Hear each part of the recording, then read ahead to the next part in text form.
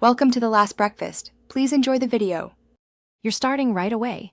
Confirm your Xbox has the latest system update and your router firmware isn't outdated, because updates fix compatibility. Next, power cycle both devices, unplug the Xbox and the router for 60 seconds to clear transient issues.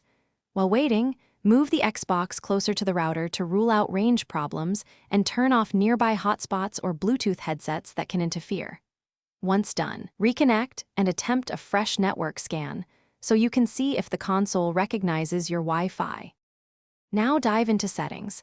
On the Xbox, go to Network settings and choose to forget the problematic network, then re-add it with the exact SSID and password. Caps and symbols matter. If you still can't connect, change the DNS to 1, 1, 1, 1 or 8, 8, 8, 8 to bypass ISP resolution issues that often resolve slow name lookups.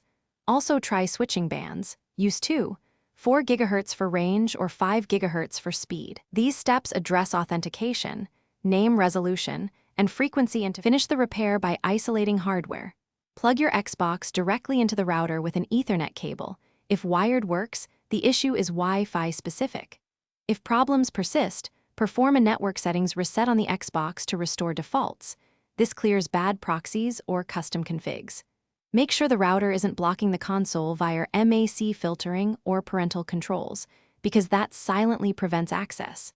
If you still can't connect after these final steps, reboot the router again and temporarily disable router firewall features to test connectivity.